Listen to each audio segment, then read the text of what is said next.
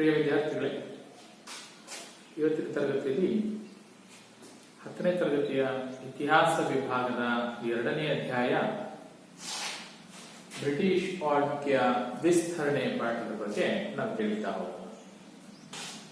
ಈಗಾಗಲೇ ನಮಗೆ ಮೊದಲನೇ ಅಧ್ಯಾಯದಲ್ಲಿ ಯುರೋಪಿಯನ್ನರ ಆಗಮನ ಆಗಿದೆ.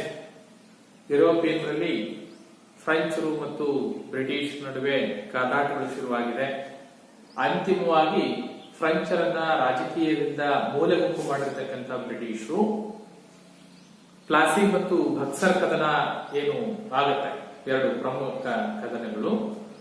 ಆ ಬಕ್ಸರ್ ಕದನದ ನಂತರದಲ್ಲಿ ಬ್ರಿಟಿಷರು ಸಂಪೂರ್ಣವಾಗಿ ಫ್ರೆಂಚರನ್ನ ರಾಜಕೀಯವಾಗಿ ಮೂಲೆಗುಂಪು ಮಾಡಿ ಭಾರತದಲ್ಲಿ ತಮ್ಮ ಸಾಮ್ರಾಜ್ಯವನ್ನ ವಿಸ್ತರಣೆ ಮಾಡ್ತಕ್ಕಂಥ, ಬ್ರಿಟಿಷ್ ಆಳ್ವಿಕೆ ವಿಸ್ತರಣೆ ಮಾಡ್ತಕ್ಕಂಥ ಕಡೆ ತಮ್ಮ ಗಮನವನ್ನ ಕೇಂದ್ರೀಕರಿಸ್ತಾರೆ. ಆ ಹಿನ್ನೆಲೆಯಲ್ಲಿ ಈ ಪಾಠದಲ್ಲಿ ಬ್ರಿಟಿಷ್ ಆಳ್ವಿಕೆ ವಿಸ್ತರಣೆಯಲ್ಲಿ ನಾವು ಯಾವ ಅಂಶಗಳನ್ನ, ಯಾವ ಕಲಿಕಾಂಶಗಳನ್ನ ಕಲಿತೀವಿ ಅಂತ ನೋಡೋಣ. ಮೊದಲನೇದಾಗಿ ಈ ಪಾಠದಲ್ಲಿ ಬರ್ತಕ್ಕಂಥ ಕಲಿಕಾಂಶಗಳು ಆಂಗ್ಲೋ ಮರಾಠ ಯುದ್ಧಗಳನ್ನ ನೋಡ್ತೀವಿ. ಅಂದ್ರೆ ಸಾಮ್ರಾಜ್ಯದ ವಿಸ್ತರಣೆಯ ಹಂತದಲ್ಲಿ ಮರಾಠರ ಜೊತೆ ಕದನಗಳನ್ನ ನೋಡ್ತೀವಿ. ಸಹಾಯಕ ಸೈನ್ಯ ಪದ್ಧತಿಯ ಬಗ್ಗೆ ತಿಳ್ಕೊಳ್ತೀವಿ. ಬ್ರಿಟಿಷ್ ಅಧಿಕಾರದ ಕ್ರೋಢೀಕರಣವನ್ನ ಕುರಿತು ಅಧ್ಯಯನ ಮಾಡ್ತೀವಿ. ಹಾಗೆ ಆಂಗ್ಲೋ ಸಿಖ್ ಯುದ್ಧಗಳು, ಇಲ್ಲಿ ಆಂಗ್ಲೋ ಸಿಖ್ ಯುದ್ಧ ಮತ್ತು ಆಂಗ್ಲೋ ಮರಾಠ ಯುದ್ಧ ಎರಡನ್ನ ಮುಖ್ಯವಾಗಿ ನಾವು ತಿಳಿತಾ ಹೋಗ್ತೀವಿ. ಅದ್ರ ಜೊತೆಗೆ ಎರಡು ಪ್ರಮುಖ ನೀತಿಗಳ ಬಗ್ಗೆ ಅಭ್ಯಾಸ ಮಾಡ್ತೀವಿ. ಒಂದು ದತ್ತು ಮಕ್ಕಳಿಗೆ ಹಕ್ಕಿಲ್ಲ ನೀತಿ, ಅದರ ಜೊತೆಗೆ ಸಹಾಯಕ ಸೈನ್ಯ ಪದ್ಧತಿ. ಈ ಪ್ರಮುಖ ಕಲಿಕಾಂಶಗಳನ್ನು ಕುರಿತು ಇವತ್ತಿನ ತರಗತಿಯಲ್ಲಿ ಅಭ್ಯಾಸ ಮಾಡ್ತಾರೆ. ಹಾಗಾದ್ರೆ ಇವತ್ತಿನ ತರಗತಿನ ಆರಂಭ ಮಾಡೋಣ. ನೋಡಿ, ಏನಾಗುತ್ತೆ, 1764ರಲ್ಲಿ ಬಕ್ಸರ್ ಕದನ ಏನಾಗುತ್ತೆ. ಬಕ್ಸರ್ ಕದನದ ತರುವಾಯ 1765ರ ನಂತರದಲ್ಲಿ ಏನಾಗುತ್ತೆ, ಬ್ರಿಟಿಷರು ತಮ್ಮ ಆಳ್ವಿಕೆಯನ್ನ ಭಾರತದಲ್ಲಿ ವಿಸ್ತರಣೆ ಮಾಡಲಿಕ್ಕೆ ಶುರು ಮಾಡ್ತಾರೆ. ಅಲ್ಲಿಗೆ ಏನಾಯ್ತು ನೋಡಿ, ಇಲ್ಲಿ ನಾವು ಈ ಹಿಂದೆ ತಿಳ್ಕೊಂಡ ಹಾಗೆ ಕಾರ್ನಾಟಿಕ್ ಪ್ರದೇಶ ಏನ್ ಬಂತು ಅಂದ್ರೆ ಈ ಮದ್ರಾಸ್ ಪ್ರದೇಶವನ್ನ ಹೊಂದಿದಂತೆ ಈ ಪ್ರದೇಶ, ಜೊತೆಗೆ ಬಂಗಾಳ ಒಳಗೊಂಡಿರ್ತಕ್ಕಂಥ ಈ ಪ್ರದೇಶ, ಕಲ್ಕತ್ತಾ ಪ್ರೆಸಿಡೆನ್ಸಿ. ಪೂರ್ವದಲ್ಲಿ ಅಂದ್ರೆ ಭಾರತದ ಪೂರ್ವದ ಪ್ರದೇಶಗಳ ಮೇಲೆ, ಬಂಗಾಳ ಪ್ರದೇಶದ ಮೇಲೆ ಯಾರು ಬ್ರಿಟಿಷರು ಹೆಚ್ಚಿನ ಹಿಡಿತವನ್ನ ಸಾಧಿಸಿದರು. ಬಹುತೇಕ ಪೂರ್ವ ಭಾಗ ಬ್ರಿಟಿಷರ ಹಿಡಿತಕ್ಕೆ ಒಳಪಟ್ಟಿತು. ಈಗ ಬ್ರಿಟಿಷರು ಸಾಮ್ರಾಜ್ಯವನ್ನ ವಿಸ್ತರಣೆ ಮಾಡಬೇಕು ಅಂತ ಹೇಳಿದ್ರೆ ಅವರಿಗೆ ತೊಡಕಾಗಿದ್ ಯಾರು ಅಂತ ನೋಡಿ, ಸಾಮ್ರಾಜ್ಯವನ್ನ ಈ ಕಡೆ ಅಂದ್ರೆ ಪೂರ್ವದಲ್ಲಿ ಆದ್ಮೇಲೆ ಅವ್ರೇನ್ ಮಾಡ್ತಾರೆ, ತಮ್ಮ ಗಮನವನ್ನ ಪಶ್ಚಿಮದ ಕಡೆ ಕೇಂದ್ರೀಕರಿಸ್ತಾರೆ. ಪಶ್ಚಿಮದಲ್ಲಿ ಈ ಬ್ರಿಟಿಷರಿಗೆ ಪ್ರತಿಸ್ಪರ್ಧಿಯಾಗಿದ್ದು ಯಾರು ಅಂತ ಹೇಳಿದ್ರೆ ನಮ್ಗೆ ಗೊತ್ತಿದೆ, ಇಲ್ಲಿ ಮಹಾರಾಷ್ಟ್ರ ಬರುತ್ತೆ ಅಲ್ವಾ. ಮಹಾರಾಷ್ಟ್ರ ಪ್ರದೇಶದಲ್ಲಿ ಯಾರು ಆಳ್ವಿಕೆ ಮಾಡ್ತಾ ಇದ್ರು? ಮಹಾರಾಷ್ಟ್ರ ಅಂದ ತಕ್ಷಣ ಇಲ್ಲಿ ನೋಡಿ, ಇಲ್ಲಿ ಬರುತ್ತಲ್ಲ ಮರಾಠ ಯುದ್ಧಗಳು. ಮರಾಠ ಅಂದ ತಕ್ಷಣ ಮರಾಠ ಸಾಮ್ರಾಜ್ಯ ಈ ಭಾಗದಲ್ಲಿ, ರೈಟ್, ಈ ಭಾಗದಲ್ಲಿ ಮರಾಠ ಸಾಮ್ರಾಜ್ಯ ಇತ್ತು. ಮರಾಠ ದೊರೆಗಳು ಬ್ರಿಟಿಷರಿಗೆ ಎದುರಾಳಿಗಳಾಗ್ತಾರೆ, ಪ್ರತಿಸ್ಪರ್ಧೆಯನ್ನ ಹೊರಡ್ತಾರೆ. ಹಾಗೆ ಬೇಡಪ್ಪ, ನಾವು ಪಶ್ಚಿಮದ ಜೊತೆಗೆ ಹಾಗೆ ದಕ್ಷಿಣದ ಕಡೆಗೆ ಸಾಮ್ರಾಜ್ಯ ವಿಸ್ತರಣೆ ಮಾಡೋಣ ಅಂತ ಹೋದ್ರೆ ಈ ದಕ್ಷಿಣದಲ್ಲಿ ಏನಾಗುತ್ತೆ, ಮೈಸೂರು ರಾಜ್ಯ ಇರುತ್ತೆ. ಮೈಸೂರು ರಾಜ್ಯದಲ್ಲಿ ಇಬ್ರು ಪ್ರಮುಖ ದೊರೆಗಳು ಬ್ರಿಟಿಷರಿಗೆ ಪ್ರಬಲ ಪ್ರತಿಸ್ಪರ್ಧಿಗಳಾಗಿ ಸ್ಪರ್ಧೆಯನ್ನ ಹೊಡ್ತಾರೆ. ಅವರು ಈಗಾಗಲೇ ನಿಮ್ಗೆ ಗೊತ್ತಿದೆ, ಮೈಸೂರು ಅಂದ ತಕ್ಷಣ ಬ್ರಿಟಿಷರ ಜೊತೆ ಕಾದಾಡಿದ್ದು ಅಂತ ಹೇಳಿದ್ರೆ ಇಬ್ರು ಬರ್ತಾರೆ. ಒಬ್ಬ ಟಿಪ್ಪು ಸುಲ್ತಾನ್, ಮೈಸೂರಿನ ಹುಲಿ ಅಂತಾನೆ ಕನ್ಸಿಡರ್ ಆಗ್ತಾನಲ್ವಾ. ಇನ್ನೊಬ್ಬ ಅವರ ತಂದೆ ಟಿಪ್ಪು ಸುಲ್ತಾನ್ ತಂದೆ ಹೈದರಾಬಾದ್.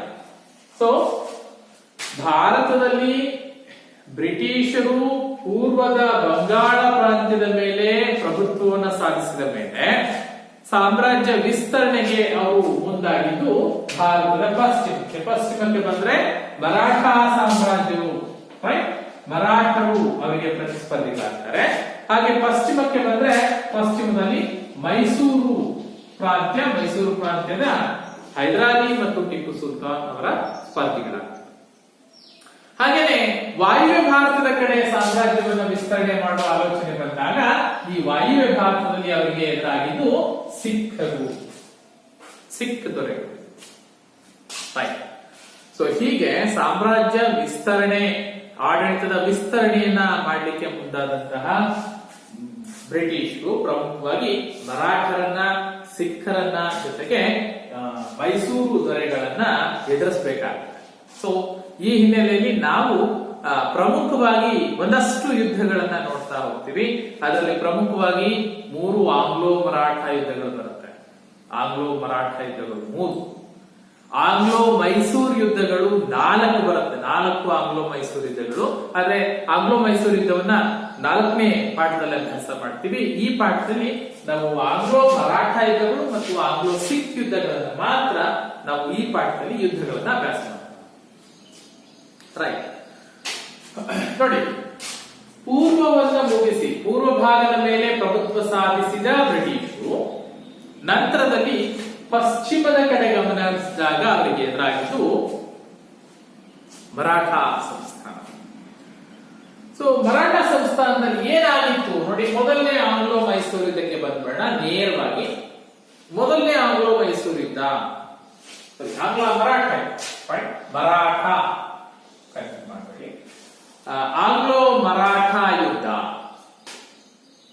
ಯಾಕೆ ಆಂಗ್ಲೋ ಮರಾಠ? ಆಂಗ್ಲೋ ಮೀನ್ಸ್ ಇಂಗ್ಲಿಷರಿಗೂ ಮತ್ತು ಮರಾಠರಿಗೂ ನಡೆದಂತಹ ಯುದ್ಧ ಆಂಗ್ಲೋ ಮರಾಠ ಕದನ ಅಂತ ಕರೀತಾರೆ. ಸೊ ಈಗಾಗಲೇ ನಿಮಗೆ ಗೊತ್ತಿರೋ ಹಾಗೆ ಬಕ್ಸರ್ ಕದನದಲ್ಲಿ ಯಾರು ಶಾ ಆಲಂ ಬರ್ತಾನೆ, ಶೂಜಾ ಉದ್ದೌಲಾ ಬರ್ತಾನೆ. ಸೊ ಇವ್ರು ಏನ್ ಮಾಡ್ತಾರೆ, ಬಕ್ಸರ್ ಕದನದಲ್ಲಿ ತ್ರಿಕೂಟ ಸೇನೆಯಲ್ಲಿ ಸೇರ್ಕೊಂಡಿದ್ವು ಅಲ್ವಾ, ಮೀರ್ ಖಾಸಿಂ ಜೊತೆ ತ್ರಿಕೂಟ ಸೇನೆ ನೆನ್ಪು ಮಾಡ್ಕೊಳ್ಳಿ ಸರಿ. ಬಕ್ಸರ್ ಕದನದಲ್ಲಿ ಮೀರ್ ಖಾಸಿಂ ಏನ್ ಮಾಡ್ತಾನೆ, ಬ್ರಿಟಿಷರ ವಿರುದ್ಧ ತ್ರಿಕೂಟ ಸೇನೆಯನ್ನ ರಚನೆ ಮಾಡಿಕೊಂಡು ಯುದ್ಧಕ್ಕೆ ಬರ್ತಾರೆ. ತ್ರಿಕೂಟ ಸೇನೆಯನ್ನ ಬ್ರಿಟಿಷರು ಸೋಲಿಸಿದ ನಂತರದಲ್ಲಿ ಮೀರ್ ಖಾಸಿಂನನ್ನ ಸಂಪೂರ್ಣವಾಗಿ ಯುದ್ಧದಲ್ಲಿ ಸೋಲಿಸ್ತಾರೆ. ಯುದ್ಧಕ್ಕೆ ಸಪೋರ್ಟ್ ನೀಡಿರ್ತಕ್ಕಂಥ ದೆಹಲಿಯ ದೊರೆ ಶಾ ಆಲಂ, 2ನೇ ಶಾ ಆಲಂ ಮತ್ತು ಔದ್ನ ನವಾಬ ಶೂಜಾ ಉದ್ದೌಲಾ ಕೂಡ ಯುದ್ಧದ ನಷ್ಟವನ್ನ ತುಂಬಿಕೊಡ್ಬೇಕಾಗುತ್ತೆ. ರೈಟ್, ಇವನ್ನ ಯಾರು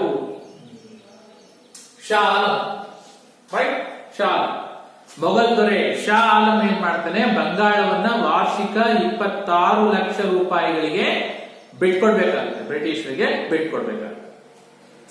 ಸೊ ಒಟ್ಟಾರೆ ಬಕ್ಸರ್ ಕದನದ ತರುವಾಯ ಶಾ ಆಲಂಗೆ ಯಾವುದೇ ರೀತಿಯ ಸ್ವತಂತ್ರ ಇರಲ್ಲ. ಒಂದು ಅರ್ಥದಲ್ಲಿ ಸಂಪೂರ್ಣವಾಗಿ ಬ್ರಿಟಿಷರಿಗೆ ಶರಣಾಗತನಾಗಿರ್ತಾರೆ. ಆದ್ರೆ ಈ ಮರಾಠರು ಏನ್ ಮಾಡ್ತಾರೆ, ಈ 2ನೇ ಶಾ ಆಲಂ ಇದ್ನಲ್ಲ, ಈ 2ನೇ ಶಾ ಆಲಂನ ಕರೆತಂದು ಪುನಃ ಏನ್ ಮಾಡ್ತಾರೆ, ದೆಹಲಿ ಮೊಘಲ್ ಸಾಮ್ರಾಜ್ಯದಲ್ಲಿ ಅವರನ್ನ ಪ್ರತಿಷ್ಠಾಪನೆ ಮಾಡ್ತಾರೆ. ಅಂದ್ರೆ ಅವರಿಗೆ ಮನ್ನಣೆ ಕೊಡ್ತಾರೆ. ಶಾ ಆಲಂಗೆ ಅವರಿಗೆ ಪುನಃ ಅಧಿಕಾರವನ್ನ ಮರಳಿಸುವಲ್ಲಿ ಮರಾಠರು ಸಹಾಯ. ಸೊ 2ನೇ ಶಾ ಆಲಂ ಮರಾಠರಿಂದ ಮನ್ನಣೆ ಪಡ್ಕೊಂಡ ನಂತರದಲ್ಲಿ ಅದಕ್ಕೆ ಪ್ರತಿಯಾಗಿ 2ನೇ ಶಾ ಆಲಂ ಏನ್ ಮಾಡ್ತಾನೆ, ಮರಾಠರಿಗೆ 2 ಪ್ಲೇಸಸ್ ಗಳನ್ನ ಕೊಡ್ತಾನೆ, ಕೋರಾ ಮತ್ತು ಅಲಹಾಬಾದ್.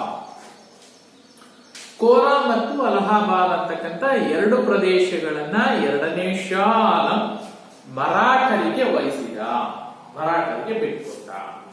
ಒಂದು ನೆನ್ಪಿಡ್ಬೇಕು, ಏನು, ಇದೇ 2ನೇ ಶಾ ಆಲಂ ಮೊದಲು ಕೋರಾ ಮತ್ತು ಅಲಹಾಬಾದ್ ಪ್ರದೇಶಗಳನ್ನ ಬ್ರಿಟಿಷರಿಗೆ ಕೊಟ್ಟಿರ್ತಾರೆ. ರೈಟ್, ಈಗ ಬ್ರಿಟಿಷರು ಮತ್ತು 2ನೇ ಶಾ ಆಲಂ ಸಂಬಂಧ ಚೆನ್ನಾಗಿಲ್ಲ. ಸೊ ಹಾಗಾಗಿ ಏನ್ ಮಾಡ್ತಾನೆ, 2ನೇ ಶಾ ಆಲಂ ಕೋರಾ ಮತ್ತು ಅಲಹಾಬಾದ್ಗಳನ್ನ ಮರಾಠರಿಗೆ ವಹಿಸ್ತಾರೆ. ಯಾವಾಗ ಬ್ರಿಟಿಷರ ಪ್ರದೇಶಗಳನ್ನ ಮರಾಠರಿಗೆ 2ನೇ ಶಾ ಆಲಂ ವಹಿಸ್ಕೊಡ್ತಾನೆ, ಆಗ ಬ್ರಿಟಿಷರಿಗೂ ಮತ್ತು ಮರಾಠರಿಗೆ ವೈರತ್ವ ಶುರುವಾಗುತ್ತೆ. ಬ್ರಿಟಿಷರು ಮತ್ತು ಮರಾಠರು ಪರಸ್ಪರ ಎದುರಾಳಿಗಳಾಗ್ತವೆ.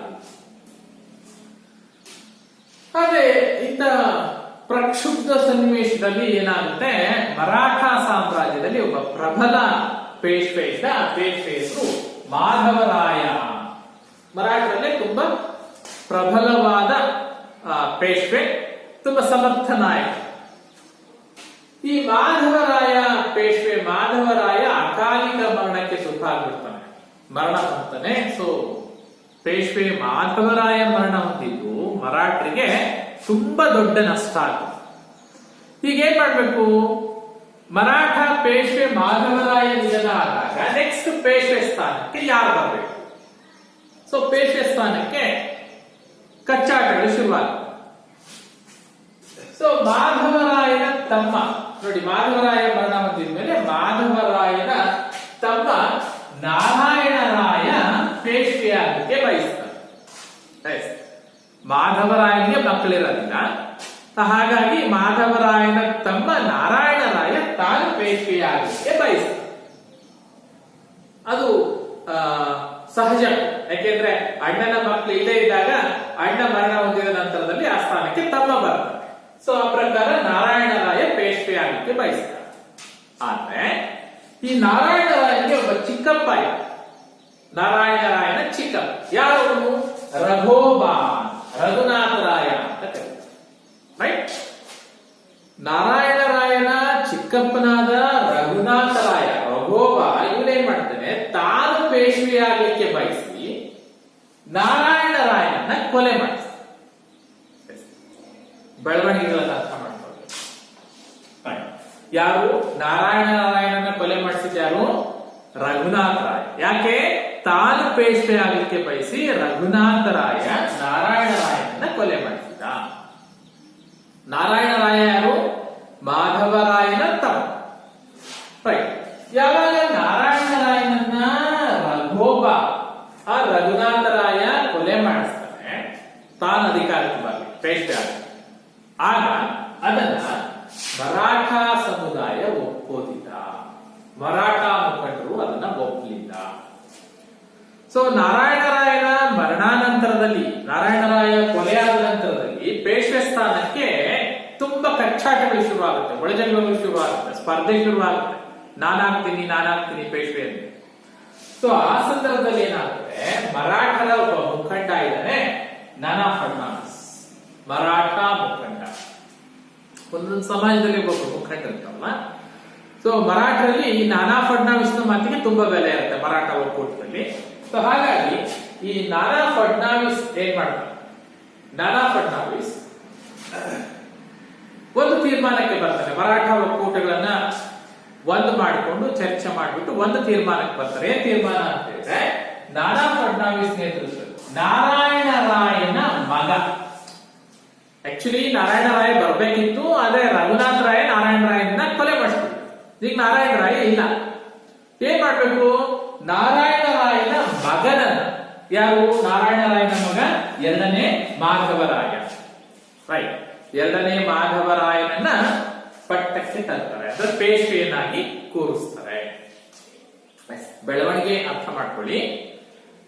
ಪೇಶ್ವೆ ಮಾಧವರಾಯ ನಿಧನನಾದ, ಮರಣ ಹೊಂದಿದ. ಪೇಶ್ವೆ ಮಾಧವರಾಯನ ಮರಣಾನಂತರದಲ್ಲಿ ಅವನ ತಮ್ಮ ನಾರಾಯಣರಾಯ ಅಧಿಕಾರಕ್ಕೆ ಬರಬೇಕು. ಆದ್ರೆ ನಾರಾಯಣರಾಯನನ್ನ ರಘುನಾಥರಾಯ ಕೊಲೆ ಮಾಡಿಸಿದ, ತಾನು ಅಧಿಕಾರಕ್ಕೆ ಬರಬೇಕು. ರಘುನಾಥರಾಯ ಯಾರು? ನಾರಾಯಣರಾಯನ ಚಿಕ್ಕಪ್ಪ. ಆದ್ರೆ ಮರಾಠ ಮುಖಂಡರು ಇದನ್ನ ಒಪ್ಪಲಿಲ್ಲ. ನಾನಾ ಫಡ್ನವೀಸ್ ನೇತೃತ್ವದಲ್ಲಿ ಅವರೇನ್ ಮಾಡ್ತಾರೆ, ರಘೋಬನ ಬದಲಾಗಿ ನಾರಾಯಣರಾಯನ ಮಗನಾಗಿರ್ತಕ್ಕಂಥ ಎರಡನೇ ಮಾಧವರಾಯನನ್ನ ಪೇಶ್ವೆಯನ್ನಾಗಿ ನೇಮಿಸ್ತಾರೆ.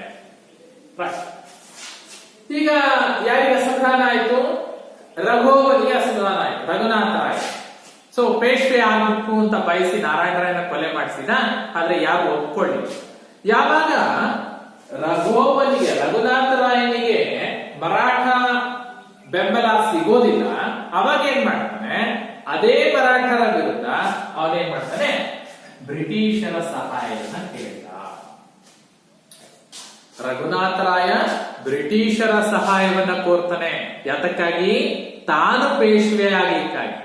ನೋಡಿ, ಒಬ್ಬ ಮರಾಠ ಮುಖಂಡನಾಗಿದ್ಕೊಂಡು ತಾನು ಪೇಶ್ವೆ ಆಗಲಿಕ್ಕೆ ಅದೇ ಮರಾಠರ ವಿರುದ್ಧ ಇಂಗ್ಲಿಷರ ನೆರವನ್ನ ಕೋರ್ತಾನೆ. ಏನಾಗುತ್ತೆ? ಇಂಗ್ಲಿಷರಿಗೆ ಮರಾಠರ ರಾಜಕೀಯ, ಮರಾಠರ ಆಂತರಿಕ ವಿಚಾರದಲ್ಲಿ ಹಸ್ತಕ್ಷೇಪ ಮಾಡಲಿಕ್ಕೆ ಅವಕಾಶ ಸಿಗುತ್ತೆ. ಬ್ರಿಟಿಷರು ಅದನ್ನೇ ಕಾಯ್ತಾ ಇರ್ತಾರೆ. ಇಂಗ್ಲಿಷರು ಇಂಥ ಒಂದು ಪ್ರತಿಕೂಲ ಸಂದರ್ಭವನ್ನ ತಮ್ಮ ಅನುಕೂಲಕ್ಕೆ ಬಳಸ್ಕೊಳ್ಳಿಕ್ಕೆ ತೀರ್ಮಾನ ಮಾಡ್ತಾರೆ. ಅವರೇನ್ ಮಾಡ್ತಾರೆ, ಯಾವಾಗ ರಘೋಬ ಬ್ರಿಟಿಷರ ಸಹಾಯವನ್ನು ಕೋರಿ ಹೋಗ್ತಾನೆ, ಕೂಡಲೇ ರಘುನಾಥ ರಾಯಗೆ ಇಂಗ್ಲಿಷರು ನೆರವು ನೀಡುವುದಾಗಿ ಘೋಷಿಸ್ತಾರೆ. ಸೊ ಬ್ರಿಟಿಷರ ನೆರವನ್ನ ಪಡ್ಕೊಂಡಿರ್ತಕ್ಕಂಥ ರಘುನಾಥ ರಾಯ ಮರಾಠ ಮುಖಂಡರ ಮೇಲೆ, ಮರಾಠ ಒಕ್ಕೂಟದ ಮೇಲೆ ಬ್ರಿಟಿಷರ ಜೊತೆ ದಾಳಿ ಮಾಡ್ತಾರೆ. ಸೊ ಈ ಕದನನ್ನ ನಾವು ಮೊದಲನೇ ಆಂಗ್ಲೋ ಮರಾಠ ಯುದ್ಧ ಅಂತ ಕರೀತೀವಿ. ಏನಾಗಿತ್ತು ಬೆಳವಣಿಗೆ? ಸೊ ಬೆಳವಣಿಗೆ ಮೊದಲನೇ ಆಂಗ್ಲೋ ಮರಾಠ ಯುದ್ಧಕ್ಕೆ ಕಾರಣ ಏನು ಅಂತ ಹೇಳಿದ್ರೆ, ರಘುನಾಥ ರಾಯ ನಾರಾಯಣ ರಾಯನನ್ನ ಕೊಂದು ತಾನು ಪೇಶ್ವೆ ಆಗಲಿಕ್ಕೆ ಬಯಸಿದ. ಆದ್ರೆ ನಾನಾ ಫಡ್ನವೀಸ್ ನೇತೃತ್ವದಲ್ಲಿ ರಘುನಾಥ ರಾಯಗೆ ಬದಲಾಗಿ ಏನ್ ಮಾಡ್ತಾರೆ, ನಾರಾಯಣ ರಾಯನ ಮಗ ಎರಡನೇ ಮಾಧವರಾಯನಿಗೆ ಪೇಶ್ವೆನಾಗಿ ನೇಮಿಸಿದ್ರು. ಸೊ ಯಾವಾಗ ಪೇಶ್ವೆ ಸ್ಥಾನ ಕೈ ತಪ್ಪು, ನಿರಾಶನಾಗಿರ್ತಕ್ಕಂಥ ರಘುನಾಥ ರಾಯ ಇಂಗ್ಲಿಷರ ಸಹಾಯವನ್ನ ಕೋರಲಿಕ್ಕೆ ಹೋದ. ಸೊ ಇಂಗ್ಲಿಷರು ಯಾವಾಗ ಮರಾಠರ ರಾಜಕೀಯದಲ್ಲಿ, ಮರಾಠ ಆಂತರಿಕ ವಿಚಾರದಲ್ಲಿ ಹಸ್ತಕ್ಷೇಪ ಮಾಡಲಿಕ್ಕೆ ಅವರೇ ಆಹ್ವಾನ ಕೊಡ್ತಾರೆ, ಅದನ್ನ ತಮ್ಮ ಲಾಭಕ್ಕಾಗಿ ಬಳಸ್ಕೊಂಡಿರ್ತಕ್ಕಂಥ ಇಂಗ್ಲಿಷರು ಮರಾಠರ ಮೇಲೆ ಯುದ್ಧ ಮಾಡ್ತಾರೆ. ಯುದ್ಧವನ್ನ ಮೊದಲ ಆಂಗ್ಲೋ ಮರಾಠ ಯುದ್ಧ ಸುಮಾರು 1775ರಿಂದ 82ರವರೆಗೆ ಸುದೀರ್ಘವಾಗಿ ಎರಡು ಬಣಗಳ ನಡುವೆ ಯುದ್ಧ ಆಗುತ್ತೆ. ಹಲವಾರು ಏಳುಬೀಳುಗಳಾಗುತ್ತೆ. ಆರಂಭದಲ್ಲಿ ಮರಾಠರು ಯುದ್ಧದಲ್ಲಿ ಯಶಸ್ಸನ್ನು ಗಳಿಸ್ತಾರೆ. ಯುದ್ಧದ ಆರಂಭದಲ್ಲಿ ಮೊದಲ ವರ್ಷಗಳಲ್ಲಿ ಮರಾಠರು ಯಶಸ್ಸನ್ನು ಗಳಿಸಿದ್ರು ಕೂಡ, ನಂತರದ ದಿನಗಳಲ್ಲಿ ಮರಾಠರ ಒಂದು ಪ್ರಮುಖ ಪ್ರದೇಶವಾಗಿರ್ತಕ್ಕಂಥ ಅಲಹಾಬಾದ್ ಅನ್ನು ಕಳ್ತಾರೆ. ಅಲಹಾಬಾದ್ ಬ್ರಿಟಿಷ್ ವಶ ಆಯಿತು. ಸುದೀರ್ಘವಾದ ಯುದ್ಧ ನಡೆದಾಗ ಯುದ್ಧವನ್ನ ಮುಂದುವರಿಸುವ ಆಕಾಂಕ್ಷೆ ಇಲ್ಲದೆ ಇರತಕ್ಕಂತ ಮರಾಠರು ಯುದ್ಧವನ್ನ ನಿಲ್ಲಿಸಲಿಕ್ಕೆ ಬಯಸಿ ಅನಿವಾರ್ಯವಾಗಿ ಬ್ರಿಟಿಷರ ಜೊತೆ ಒಂದು ಒಪ್ಪಂದವನ್ನು ಮಾಡ್ಕೊಳ್ತಾರೆ. ಅದನ್ನ ಸಾಲ್ವಾಯ್ ಒಪ್ಪಂದ ಅಂತ ಕರೀತಾರೆ. ನೆನ್ಪಿಟ್ಕೊಳ್ಳಿ, ಮೊದಲನೇ ಆಂಗ್ಲೋ ಮರಾಠ ಯುದ್ಧ ಇಂಗ್ಲಿಷರಿಗೂ ಮತ್ತು ಮರಾಠ ಮುಖಂಡರ ನಡುವೆ ನಡೆಯಿತು. ಅದರಲ್ಲೂ ಪೇಶ್ವೆ ಸ್ಥಾನಕ್ಕಾಗಿ ನಡೆದಿರ್ತಕ್ಕಂಥ ಹೋರಾಟ.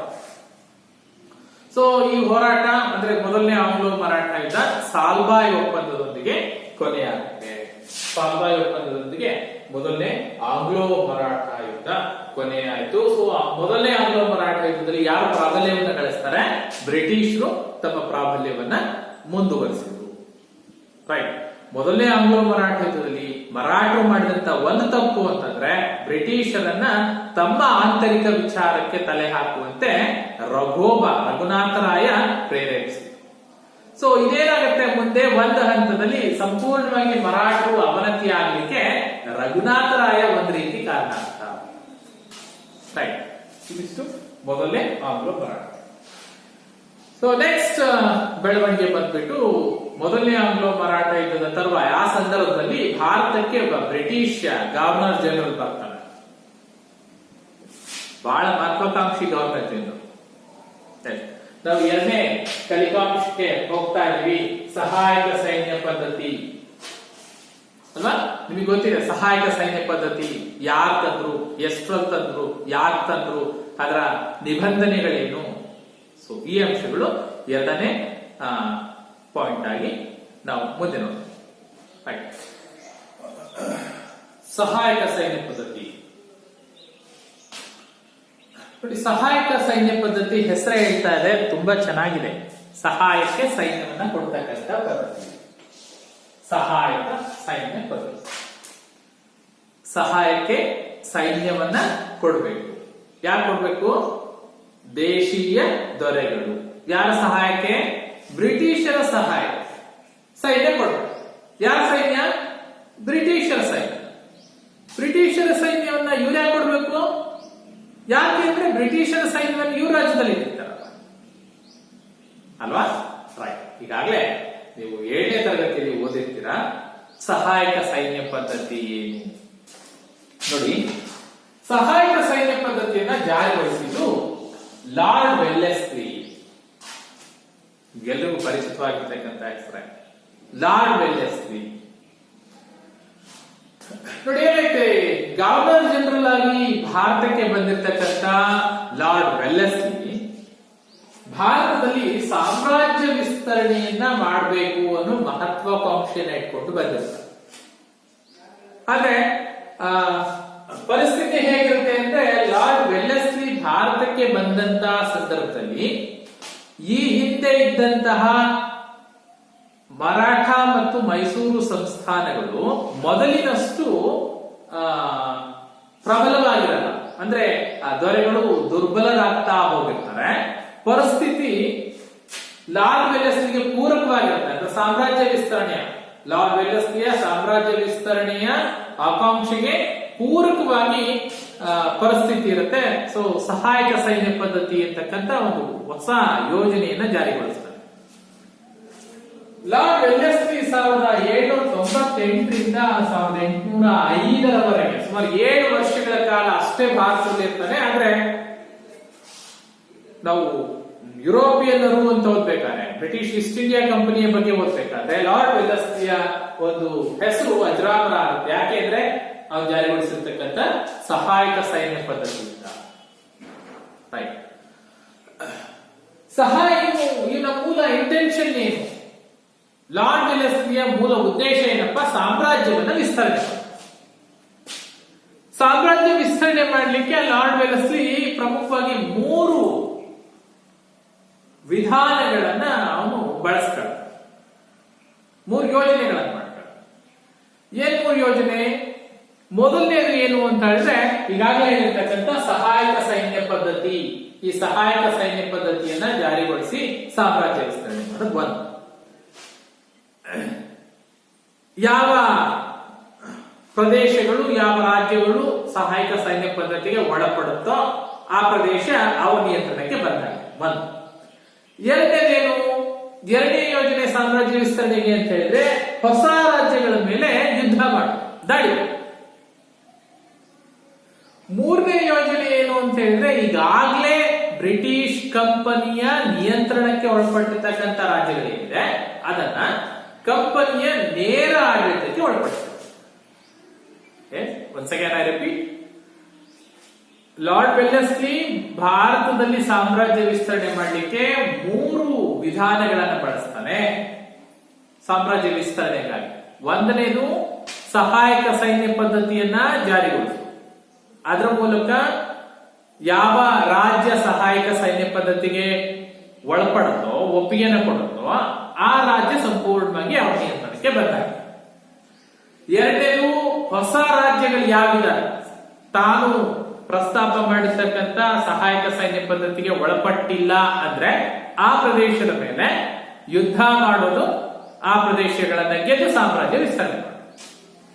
ಮೂರನೇದು, ಈಗಾಗಲೇ ಬ್ರಿಟಿಷರ ನಿಯಂತ್ರಣಕ್ಕೆ ಒಳಪಟ್ಟಿರ್ತಕ್ಕಂಥ, ಬ್ರಿಟಿಷರ ಅಧೀನದಲ್ಲಿರ್ತಕ್ಕಂಥ ಸಂಸ್ಥಾನಗಳೇನಿದೆ, ರಾಜ್ಯಗಳೇನಿದೆ ಅವುಗಳನ್ನ ಅಧೀನದಲ್ಲಿ ಇಟ್ಕೊಂಡೆ ಆ ಪ್ರದೇಶಗಳನ್ನ ತಮ್ಮ ನೇರ ಆಡಳಿತಕ್ಕೆ ಒಳಪಡಿಸಿಕೊಳ್ಳಬೇಕು.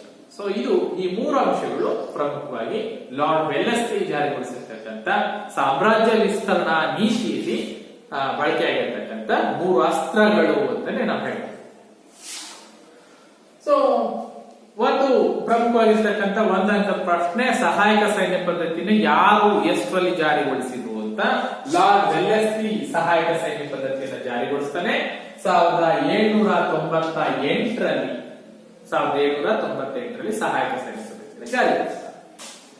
ಓಕೆ, ಸಹಾಯಕ ಸೈನ್ಯ ಪದ್ಧತಿಗೆ ಒಳಪಟ್ಟ ಷರತ್ತುಗಳಿವೆ. ಸಹಾಯಕ ಸೈನ್ಯ ಪದ್ಧತಿ ಜಾರಿಗೊಳಿಸಿದ್ದು ಯಾತಕ್ಕಾಗಿ? ಸಾಮ್ರಾಜ್ಯ ವಿಸ್ತರಣೆ. ಓಕೆ, ಈಗ ನನ್ನೊಂದು ಸಾಮ್ರಾಜ್ಯ ಇದೆ, ನಾನೊಂದು ರಾಜ್ಯದ ದೊರೆ ಅಂತ ಅನ್ಕೊಂಡ್ರೆ ಬ್ರಿಟಿಷರು ನನ್ನ ಮೇಲೆ ಸಹಾಯಕ ಸೈನ್ಯ ಪದ್ಧತಿನ ಹೇರ್ತಾರೆ, ಅಥವಾ ಬ್ರಿಟಿಷ್ ಪ್ರಸ್ತಾಪ ಮಾಡಿರ್ತಕ್ಕಂಥ ಸಹಾಯಕ ಸೈನ್ಯ ಪದ್ಧತಿಗೆ ನಾನು ಸಹಿ ಹಾಕಿದೆ, ನಾನು ಒಪ್ಕೊಂಡೆ ಅಂತ ಹೇಳಿದ್ರೆ ಯಾವ ಕರಾರುಗಳನ್ನ ನಾನು ಪಾಲಿಸಬೇಕು? ಸೊ ನಿಮ್ ಕೇಳಿ, ಸಹಾಯಕ ಸೈನ್ಯ ಪದ್ಧತಿಯ ನಿಬಂಧನೆಗಳೇನು ಅಂತ ಕೇಳ್ತಾರೆ. ಬಹಳ ಸಿಂಪಲ್ ಆಗಿದೆ, ಕರೆಕ್ಟ್ ಆಗಿ ಅರ್ಥ. ಬಹಳ ಸಿಂಪಲ್. ಸಹಾಯಕ ಸೈನ್ಯ ಪದ್ಧತಿ, ಸಹಾಯಕ್ಕೆ ಸೈನ್ಯ ಕೊಡಬೇಕು. ಯಾರ ಸೈನ್ಯವನ್ನ? ಬ್ರಿಟಿಷ್ ಸೈನ್ಯ. ನೋಡಿ, ಬ್ರಿಟಿಷರ ಸೇನಾ ತುಕಡಿಯನ್ನ ಫಸ್ಟ್ ಪಾಯಿಂಟ್ ಸಹಾಯಕ ಸೈನ್ಯ ಪದ್ಧತಿಯ ನಿಬಂಧನೆಗಳಲ್ಲಿ ಮೊದಲನೇ, ಯಾವ ದೇಶೀಯ ದೊರೆ ಸಹಾಯಕ ಸೈನ್ಯ ಪದ್ಧತಿಗೆ ಒಳಪಡ್ತಾನೋ, ಆದರೆ ಬ್ರಿಟಿಷರ ಒಂದು ಸೇನಾ ತುಕಡಿಯನ್ನ ತನ್ನ ರಾಜ್ಯದಲ್ಲಿ ಇರಿಸಿಕೊಳ್ಬೇಕು. ಯಾಕಂದ್ರೆ ಆ ದೊರೆ ಯಾವಾಗಾದ್ರೂ ಬ್ರಿಟಿಷರ ವಿರುದ್ಧ ಆಲೋಚನೆ ಮಾಡಿದ್ರೆ, ಬ್ರಿಟಿಷರ ವಿರುದ್ಧ ಯುದ್ಧ ಮಾಡಲಿಕ್ಕೆ ಹೋದ್ರೆ ಅದರ ಸುಳಿವು ಯಾರಿಗೆ ಸಿಕ್ತಿತ್ತು? ಸೈನ್ಯಕ್ಕೆ ಸಿಗ್ತಾ ಇತ್ತು. ಆ ಸೈನ್ಯ ಅವನ್ನ ಕಂಟ್ರೋಲ್ ತಗೊಳ್ತಾ ಇತ್ತು. ಸೊ ಫಸ್ಟ್ ಪಾಯಿಂಟ್ ನಿಬಂಧನೆ, ಬ್ರಿಟಿಷ್ ಸೇನಾ ತುಕಡಿಯನ್ನ ಯಾವ ದೇಶೀಯ ದೊರೆ ಸಹಾಯಕ ಸೈನ್ಯ ಪದ್ಧತಿಗೆ ಒಳಪಡ್ತಾನೋ ಅವನು ತನ್ನ ರಾಜ್ಯದಲ್ಲಿ ಬ್ರಿಟಿಷರ ಒಂದು ಸೇನಾ ತುಕಡಿಯನ್ನ ಇಟ್ಕೊಳ್ಬೇಕು. ಬ್ರಿಟಿಷರ ಒಂದು ಸೇನೆನ ಇಟ್ಕೊಂಡ್ಬಿಟ್ರೆ ಮುಗಿತಾ? ಇಲ್ಲ, ಸೇನೆ ಇಟ್ಕೊಂಡ್ರೆ ಮುಗಿಲಿಲ್ಲ. ಬದಲಾಗಿ ಆ ಬ್ರಿಟಿಷ್ ಸೇನೆಗೆ ವೇತನ ಕೊಡ್ಬೇಕಲ್ಲ, ಸೈನ್ಯಕ್ಕೆ ವೇತನ ಕೊಡ್ಬೇಕಲ್ಲ, ಅದನ್ನ ಯಾರು ಕೊಡ್ಬೇಕು?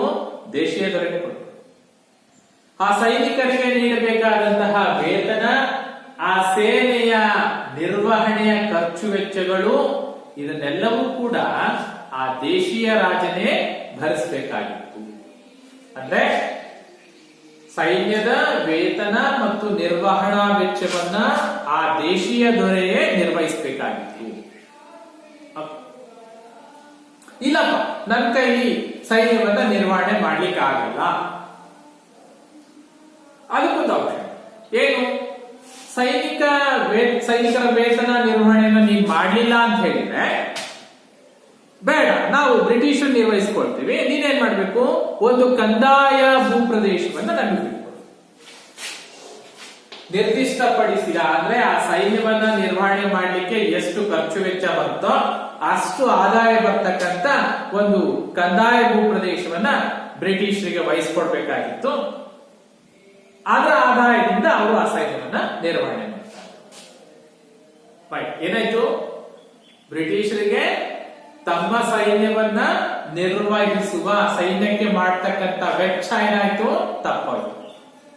ನೋಡಿ, ಬ್ರಿಟಿಷರ ಸೈನ್ಯನ ದೇಶೀಯ ದೊರೆಗಳು ನಿರ್ವಹಿಸ್ತಾರೆ, ಅವ್ರಿಗೆ ವೇತನ ಕೊಡ್ಬೇಕು, ಆ ಸೈನ್ಯವನ್ನ ತರಬೇತಿ ಮಾಡಬೇಕು, ಆ ಸೈನ್ಯವನ್ನ ತಮ್ಮ ಆಸ್ಥಾನದಲ್ಲಿ, ತಮ್ಮ ರಾಜ್ಯದಲ್ಲಿ ಇಟ್ಕೊಳ್ಬೇಕು. ಯಾವಾಗ ಬ್ರಿಟಿಷರಿಗೆ ಅದರ ಅಗತ್ಯ ಬೀಳಿತ್ತು, ಆಗ ಬ್ರಿಟಿಷರು ಕರೆ ಕೊಟ್ಟಾಗ ಬ್ರಿಟಿಷರ ಸೈನ್ಯದೊಂದಿಗೆ ಬ್ರಿಟಿಷರ ಸಹಾಯಕ್ಕೆ ತಾನು ಹೋಗ್ತಾರೆ. ಎರಡನೇ. ಮೂರನೇ, ರಾಜ್ಯದಲ್ಲಿ ಏನಾಗತ್ತೆ ಏನು ಹೋಗುತ್ತೆ ಮಾಹಿತಿ ಬೇಕಲ್ಲ ಬ್ರಿಟಿಷರಿಗೆ. ಸೊ ಅವರೇನ್ ಮಾಡ್ತಾರೆ, ಬ್ರಿಟಿಷರ ಒಬ್ಬ ರೆಸಿಡೆಂಟ್ ಅನ್ನ ದೇಶೀಯ ದೊರೆ ತನ್ನ ಆಸ್ಥಾನದಲ್ಲಿ ನೇಮಕ ಮಾಡಿಕೊಳ್ಬೇಕು. ಬ್ರಿಟಿಷರ ಒಬ್ಬ ಇಂಗ್ಲೆಂಡ್ ನ ಒಬ್ಬ ರೆಸಿಡೆಂಟ್ ಅನ್ನ ತನ್ನ ಆಸ್ಥಾನದಲ್ಲಿ ನೇಮಕ ಮಾಡಿಕೊಳ್ಬೇಕು. ಆ ದೊರೆಯ ಎಲ್ಲ ಕಾರ್ಯಕಲಾಪಗಳಲ್ಲೂ ಬ್ರಿಟಿಷ್ ರೆಸಿಡೆಂಟ್ ನ ಹಾಜರಿ ಇರಬೇಕು. ಆಗ ಆ ದೊರೆ ಏನ್ ಮಾಡ್ತಾ ಇದ್ದಾನೆ ಅನ್ನೋ ಎಲ್ಲ ಮಾಹಿತಿಗಳು ಕೂಡ ಬ್ರಿಟಿಷರಿಗೆ ರವಾನೆ ಆಗುತ್ತೆ. ಬಹಳ ಬುದ್ಧಿವಂತರು ಬ್ರಿಟಿಷರು. ರೆಸಿಡೆಂಟ್ ಅನ್ನ ನೇಮಕ ಆಯ್ತು, ರೆಸಿಡೆಂಟ್ ನೇಮಕ ಮಾಡ್ಕೊಂಡ್ವಿ. ಇನ್ನಂಗೆ ಬೇರೆಯವ್ರನ್ನ ನೇಮಕ ಮಾಡ್ಕೊಳ್ಬೋದಾ? ನೋಡಿ ಅವರ ಬುದ್ಧಿವಂತಿಕೆ ಹೇಗಿದೆ. ಬ್ರಿಟಿಷ್ ರೆಸಿಡೆಂಟ್ ಅನ್ನ ನೇಮಕ ಮಾಡ್ಕೋಬೇಕು ಬಿಟ್ರೆ ಉಳಿದ ಯಾವುದೇ ಯುರೋಪಿನ ಪ್ರತಿನಿಧಿಗಳನ್ನ ನೇಮಿಸಿಕೊಳ್ಳುವಂತಿಲ್ಲ. ಯಾವುದೇ ಯುರೋಪಿನ ಪ್ರತಿನಿಧಿಯನ್ನ ತನ್ನ ಆಸ್ಥಾನದಲ್ಲಿ ನೇಮಿಸಿಕೊಳ್ಳುವಂತಿಲ್ಲ. ಯಾರಿರ್ಬೇಕು? ಬ್ರಿಟಿಷ್ ರೆಸಿಡೆಂಟ್ ಅನ್ನ ಹೊರತುಪಡಿಸಿದ್ರೆ ಬೇರೆ ಯಾವುದೇ ಯುರೋಪಿನ ಪ್ರತಿನಿಧಿಗಳು, ರೆಸಿಡೆಂಟ್ಗಳು ಅಲ್ಲಿ ಇರಂಗಿಲ್ಲ. ಯಾಕೆಂದ್ರೆ ಆ ರಾಜ್ಯ ಸಂಪೂರ್ಣವಾಗಿ ಅವರ ಕಂಟ್ರೋಲ್ ಅಲ್ಲಿ ಇರಬೇಕು. ಯಾವ್ದೋ ಪೋರ್ಚುಗೀಸ್ ರಾಯಭಾರಿನೋ ಅಥವಾ ಫ್ರೆಂಚರ ರಾಯಭಾರಿನೋ ಯಾರನ್ನೋ ನೇಮಕ ಮಾಡ್ಕೊಳ್ತೀನಿ, ಇಲ್ಲ ಮಾಡ್ಕೊಳ್ಳಿ. ನೆಕ್ಸ್ಟ್, ಯಾವುದೇ ದೊರೆ ಅಂದ್ರೆ ಸಹಾಯಕ ಸೈನ್ಯ ಪದ್ಧತಿಗೆ ಒಳಪಟ್ಟ ಈ ದೇಶೀಯ ದೊರೆ ಇರಲ್ಲ, ಇವನು ಬೇರೆ ಯಾವುದೇ ರಾಜ್ಯದ ಮೇಲೆ ಯುದ್ಧ ಮಾಡ್ತೀನಿ ಅಥವಾ ಯಾವ ಜೊತೆ ನಾನು ಒಪ್ಪಂದ ಮಾಡ್ಕೊಳ್ತೀನಿ, ಸಂಧಾನ ಮಾಡ್ಕೊಳ್ತೀನಿ ಅಂದ್ರೆ ಅದಕ್ಕೆ ಅವರಿಗೆ ಸ್ವತಂತ್ರ ಇಲ್ಲ. ಏನೇ ಯುದ್ಧ ಮಾಡ್ಬೇಕು, ಏನೇ ಒಪ್ಪಂದ ಮಾಡ್ಕೊಳ್ಬೇಕು, ಯಾವುದೇ ಸಂಧಾನ ಮಾಡ್ಕೊಳ್ತೀನಿ ಅಂದ್ರೂ ಕೂಡ ಅದಕ್ಕೆ ಬ್ರಿಟಿಷ್ ಗವರ್ನರ್ ಜನರಲ್ ನ ಅನುಮತಿಯನ್ನ ಪಡ್ಕೊಳ್ಬೇಕು. ನೋಡಿ, ಬ್ರಿಟಿಷರ ಅನುಮತಿ ಇಲ್ಲದೆ ಯಾವುದೇ ಯುದ್ಧ ಮಾಡಂಗಿಲ್ಲ, ಯಾವುದೇ ಒಪ್ಪಂದ ಮಾಡ್ಕೊಳಂಗಿಲ್ಲ, ರೈಟ್, ಯಾವುದೇ ಸಂಧಾನಕ್ಕೆ ಹೋಗಂಗಿಲ್ಲ. ಅರ್ಥ ಆಗ್ತಾ ಇದೆ ಅಂತ. ಸೊ ಏನ್ ಮಾಡ್ತಾರೆ, ಸಹಾಯಕ ಸೈನ್ಯ ಪದ್ಧತಿ ಹೆಸರಿನಲ್ಲಿ ಸಂಪೂರ್ಣವಾಗಿ ಭಾರತೀಯ ದೊರೆಗಳನ್ನ ಕೈಗೊಂಬೆಗಳನ್ನಾಗಿ ಮಾಡ್ಕೊಳ್ತಾರೆ. ಆಡಳಿತ ನೀನೇ ದೊರೆ, ನೀನೇ ದೊರೆ, ನೀನೇ ಅಧಿಕಾರ ಮಾಡು, ಆದ್ರೆ ಎಲ್ಲನ್ನೂ ನಮ್ಮನ್ನ ಹೇಳಿ ಕೇಳಿ ಮಾಡು.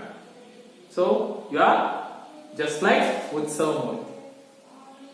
ಯಾವುದೇ ಒಪ್ಪಂದ ಮಾಡ್ಕೊಳಂಗಿಲ್ಲ, ಯಾವುದೇ ಯುದ್ಧ ಮಾಡಂಗಿಲ್ಲ, ಎಲ್ಲರಿಗೂ ಅವ್ರನ್ನ ಕೇಳಿ, ಅವ್ರ ರೆಸಿಡೆಂಟ್ ಅಲ್ಲಿ ಇರ್ಬೇಕು, ಅವರ ಸೈನ್ಯವನ್ನ ನಿರ್ವಹಣೆ ಮಾಡ್ಬೇಕು, ರೈಟ್, ಅದರ ಖರ್ಚು ವೆಚ್ಚಗಳನ್ನ ನಾವೇ ಭರಿಸ್ಬೇಕು. ಇದಕ್ಕೆ ಪ್ರತಿಯಾಗಿ ಸೊ ಇಷ್ಟೆಲ್ಲ ಮಾಡ್ತೀವಲ್ಲಪ್ಪ, ನೀನೇನ್ ಮಾಡ್ತೀಯಾ ಅದಕ್ಕೆ ಪ್ರತಿಯಾಗಿ ದೇಶೀಯ ರಾಜನಿಗೆ ಸೊ ಸಹಾಯಕ ಸೈನ್ಯ ಪದ್ಧತಿಗೆ ಒಳಪಟ್ಟು ಇಷ್ಟೆಲ್ಲ ನಿಬಂಧನೆಗಳನ್ನ ನೀನು ಪಾಲಿಸಿದ್ದೆ ಆದ್ರೆ ನಿನಗೆ ಅಂದ್ರೆ ನಿನ್ನ ರಾಜ್ಯಕ್ಕೆ ನಮ್ಮ ಬ್ರಿಟಿಷ್ ಕಂಪನಿ ಏನ್ ಮಾಡುತ್ತೆ, ಆಂತರಿಕ ಮತ್ತು ಬಾಹ್ಯ ರಕ್ಷಣೆಯನ್ನ ಒದಗಿಸುತ್ತೆ. ದಟ್ ಮೀನ್ಸ್ ನಿಮ್ಮ ಸಾಮ್ರಾಜ್ಯದ ಮೇಲೆ ಯಾರಾದ್ರೂ ಪರಕೀಯರು ಆಕ್ರಮಣ ಮಾಡಿದೆ, ಯುದ್ಧ ಮಾಡಿದೆ, ಆವಾಗ ನಾವು ನಿಮ್ಮ ರಕ್ಷಣೆಗೆ ಬರ್ತೀವಿ. ನಿಮ್ಮ ರಕ್ಷಣೆ ಅಲ್ಲ, ಆ ಪ್ರದೇಶ ನನಗೆ ಸೇರಿದ್ದು, ನೀನು ಆಡಳಿತ ಮಾಡ್ತೀವಿ ಅಷ್ಟೇ. ಸೊ ನಮ್ಮ ರಾಜ್ಯನ ನಾವು ಉಳಿಸ್ಕೊಳ್ತೀವಿ. ನಥಿಂಗ್. ಆ ಒಳತಂತ್ರಗಳನ್ನ ನಾವು ಅರಿತಾ ಹೋಗ್ಬೇಕಾಗುತ್ತೆ. ನೋಡಿ, ಎಷ್ಟು ಮೇಧಾವಿ ಲಾರ್ಡ್ ವೆಲ್ಲಸ್ಲಿ ಅಂತ ಹೇಳಿದ್ರೆ, ಭಾರತದಲ್ಲಿ ಬ್ರಿಟಿಷ್ ಸಾಮ್ರಾಜ್ಯದ ವಿಸ್ತರಣೆಗೆ ರೂಪಿಸಿರ್ತಕ್ಕಂಥ ಯೋಜನೆಗಳಲ್ಲಿ ಸಹಾಯಕ ಸೈನ್ಯ ಪದ್ಧತಿ ಬಹಳ ಕೆಲಸ ಮಾಡಿ. ಸೊ ನಿಬಂಧನೆಗಳನ್ನ ಮತ್ತೊಂದ್ಸರಿ ರಿಕಾಲ್ ಮಾಡ್ಕೊಂಡ್ಬೇಡ, ನೆನ್ಪು ಮಾಡ್ಬೇಡಿ. ಸಹಾಯಕ ಸೈನ್ಯ ಪದ್ಧತಿಯನ್ನ ಲಾರ್ಡ್ ವೆಲ್ಲಸ್ಲಿ 1798ರಲ್ಲಿ ಜಾರಿಗೊಳಿಸ್ತಾನೆ. ಇದರ ನಿಬಂಧನೆಗಳು ಯಾವಾಗಲೇ ಸಹಾಯಕ ಸೈನ್ಯ ಪದ್ಧತಿಗೆ ಒಳಪಡ್ತಾನೋ ಅವನು ಬ್ರಿಟಿಷರ ಒಂದು ಸೇನಾ ತುಕಡಿಯನ್ನ ತನ್ನ ರಾಜ್ಯದಲ್ಲಿ ಇಟ್ಕೊಳ್ಬೇಕಾಗಿತ್ತು. ಆ ಸೇನಾ ತುಕಡಿಯ ವೇತನ, ಆ ಸೇನೆಯ ನಿರ್ವಹಣೆ, ಖರ್ಚು ವೆಚ್ಚಗಳನ್ನೆಲ್ಲ ತಾನೇ ಭರಿಸಬೇಕಾಗಿತ್ತು. ಒಂದ್ ವೇಳೆ ತಾನು ಸೈನ್ಯವನ್ನ ನಿರ್ವಹಣೆ ಮಾಡೋದಿಲ್ಲ ಅನ್ನೋದಾದ್ರೆ ಆ ಸೈನ್ಯದ ನಿರ್ವಹಣೆಗೆ ಬೇಕಾಗಿರ್ತಕ್ಕಂಥ ಕಂದಾಯ ಭೂ ಪ್ರದೇಶಗಳನ್ನ ಬ್ರಿಟಿಷರಿಗೆ ಬಿಟ್ಕೊಡ್ಬೇಕಾಗಿತ್ತು. ಮೂರನೇದು, ಒಬ್ಬ ಬ್ರಿಟಿಷ್ ರೆಸಿಡೆಂಟ್ ಅನ್ನ ತನ್ನ ಆಸ್ಥಾನದಲ್ಲಿ ರಾಯಭಾರಿಯಾಗಿ ನೇಮಕ ಮಾಡಿಕೊಳ್ಬೇಕಾಗಿತ್ತು. ಬ್ರಿಟಿಷ್ ರೆಸಿಡೆಂಟ್ ಅನ್ನ ಹೊರತುಪಡಿಸಿದ್ರೆ ಬೇರೆ ಯಾವುದೇ ಯುರೋಪಿನ ಪ್ರತಿನಿಧಿಗಳನ್ನ ತನ್ನ ಆಸ್ಥಾನದಲ್ಲಿ ನೇಮಿಸಿಕೊಳ್ಳುವಂತಿಲ್ಲ. ಯುದ್ಧ ಅಥವಾ ಸಂಧಾನಗಳ ಬೇರೆ ಯಾವುದೇ ರಾಜ್ಯದ ಮೇಲೆ ಯುದ್ಧ ಮತ್ತು ಸಂಧಾನಗಳನ್ನ ಮಾಡ್ಕೊಳ್ಬೇಕು ಅಂದ್ರೆ ಅದಕ್ಕೆ ಗವರ್ನರ್ ಜನರಲ್ ನ ಅನುಮತಿ ಪಡೆಯತಕ್ಕಂಥದ್ದು ಕಡ್ಡಾಯ. ಇದಕ್ಕೆ ಪ್ರತಿಯಾಗಿ ಕಂಪನಿ ಆ ದೇಶೀಯ ರಾಜನ ರಾಜ್ಯವನ್ನ ರಕ್ಷಣೆ ಮಾಡ್ತಕ್ಕಂಥ ಆಂತರಿಕ ಮತ್ತು ಬಾಹ್ಯ ರಕ್ಷಣೆಯನ್ನ ನಾವು ಕೊಡ್ತೀವಿ ಅಂತಕ್ಕಂಥ ಭರವಸೆಯನ್ನ ಕೊಡ್ತಾರೆ. ಇದು ಸಹಾಯಕ ಸೈನ್ಯ ಪದ್ಧತಿ. ಸೊ ಇಂತಹ ಸಹಾಯಕ ಸೈನ್ಯ ಪದ್ಧತಿಗೆ ಒಳಪಟ್ಟ ಮೊದಲ ದೇಶೀಯ ದೊರೆ ಯಾರು ಕೇಳ್ತಾರೆ ನಿಮ್ಗೆ, ಹೈದರಾಬಾದ್ ಸಂಸ್ಥಾನ ಅಂತಕ್ಕಂಥದ್ದನ್ನ ನೆನಪಿಟ್ಕೊಳ್ಳಿ. ಸಹಾಯಕ ಸೈನ್ಯ ಪದ್ಧತಿಗೆ ಒಳಪಟ್ಟ ಮೊದಲ ರಾಜ್ಯ ಯಾವುದು? ಹೈದರಾಬಾದ್ ಸಂಸ್ಥಾನ ಸಹಾಯಕ ಸೈನ್ಯ ಪದ್ಧತಿಗೆ ಒಳಪಟ್ಟ ಮೊದಲ ರಾಜ್ಯ. ಅದರ ನಂತರದಲ್ಲಿ ಮೈಸೂರನ್ನ ಒಳಪಡಿಸ್ತಾರೆ, ಔಧನ ಒಳಪಡಿಸ್ತಾರೆ, ಆರ್ಕಾಟ್, ಮರಾಠು, ಪೂನಾ, ಬಿರಾ, ಗ್ವಾಲಿಯರ್, ಹೀಗೆ ಹಲವಾರು ಪ್ರದೇಶಗಳನ್ನ ಸಹಾಯಕ ಸೈನ್ಯ ಪದ್ಧತಿಯ ಹೆಸರಿನಲ್ಲಿ ಬ್ರಿಟಿಷರು ಸಂಪೂರ್ಣವಾಗಿ ತಮ್ಮ ಕಂಟ್ರೋಲ್ಗೆ ತೆಗೆದುಕೊಳ್ತಾರೆ. ಇದಿಷ್ಟು ಸಹಾಯಕ ಸೈನ್ಯ ಪದ್ಧತಿ. ಸೊ ನೆಕ್ಸ್ಟ್, ಎರಡನೇ ಆಂಗ್ಲೋ ಮರಾಠ ಯುದ್ಧ. ಸೊ ಎರಡನೇ ಆಂಗ್ಲೋ ಮರಾಠ ಯುದ್ಧಕ್ಕೆ ಏನ್ ಕಾರಣ ಆಯ್ತು? ಈಗಾಗಲೇ ಲಾರ್ಡ್ ವೆಲ್ಲಸ್ಲಿ ಬಂದಿದ್ದಾನೆ ಬ್ರಿಟಿಷರ ಗವರ್ನರ್ ಜನರಲ್ ಆಗಿ. ಎರಡನೇ ಆಂಗ್ಲೋ ಮರಾಠ ಯುದ್ಧಕ್ಕೆ ಯಾವ ಅಂಶಗಳು ಕಾರಣ ಆಯ್ತು ನೋಡಿ, ಭಾರತದಲ್ಲಿ ಯಾವುದೇ ಯುದ್ಧಗಳಾಗಲಿಕ್ಕೆ ಪ್ರಮುಖ ಕಾರಣ ಅಂತ ಹೇಳಿದ್ರೆ ತಮ್ಮಲ್ಲಿ ಒಗ್ಗಟ್ಟು ಇಲ್ಲದೆ ಇರ್ತಕ್ಕಂಥದ್ದು ಕಾರಣ ಆಗ್ತದೆ.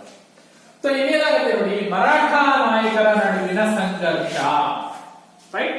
ಮರಾಠ ನಾಯಕರ ನಡುವೆ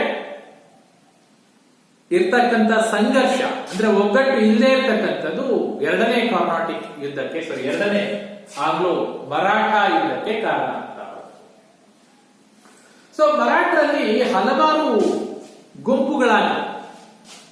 ಅದರಲ್ಲಿ ಪ್ರಮುಖವಾಗಿ ಹೋಳ್ಕರ್, ಸಿಂಧ್ಯಾ, ಭೋಸ್ಲೆ, ಗಾಯಕ್ವಾಡ್, ಪೇಶ್ವೆ ಹೀಗೆ ಹಲವಾರು ಗುಂಪುಗಳಾಗಿ ಹಲವಾರು ಒಡಕುಗಳು ಉಂಟಾಗಿ ತಮ್ಮ ಪ್ರದೇಶಗಳಲ್ಲಿ ಆಳ್ವಿಕೆನ ನಡೆಸ್ತಾ ಇರ್ತಾರೆ. ಸೊ ಅದರಲ್ಲಿ ಒಬ್ಬರ ಮೇಲೆ ಒಬ್ರು ಪೈಪೋಟಿ ಮಾಡ್ತಾ ಇದ್ದಾರೆ. ಅಂದ್ರೆ ಹೋಳ್ಕರ್ ಸಿಂಧ್ಯಾ ಮೇಲೆ ನಿಯಂತ್ರಣ ಸಾಧಿಸ್ತೀನಿ ಅಥವಾ ಸಿಂಧ್ಯಾ ಭೋಸ್ಲೆ ಮೇಲೆ ನಿಯಂತ್ರಣ ಸಾಧಿಸ್ತೀನಿ, ಹೀಗೆ ಒಬ್ಬರು ಮತ್ತೊಬ್ಬರನ್ನ ನಿಯಂತ್ರಿಸಲಿಕ್ಕೆ ಪ್ರಯತ್ನ ಮಾಡ್ತಾ ಇದ್ರು, ತಾವು ಬಲಶಾಲಿಗಳಾಗಲಿಕ್ಕೆ ಪ್ರಯತ್ನ ಮಾಡ್ತಾ ಇದ್ರು.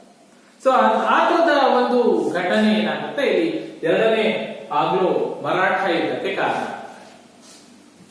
ಸೊ ಏನಾಯ್ತು ನೋಡಿ, ಹೋಳ್ಕರ್, ಸಿಂಧ್ಯಾ, ಪೇಶ್ ಈ ಮೂವರು ಇಲ್ಲಿ ಎರಡನೇ ಆಂಗ್ಲೋ ಮರಾಠ ಯುದ್ಧಕ್ಕೆ ಪ್ರಮುಖವಾಗಿ ಕಾರಣ ಆಗ್ತಾ ಹೋಗ್ತಾರೆ.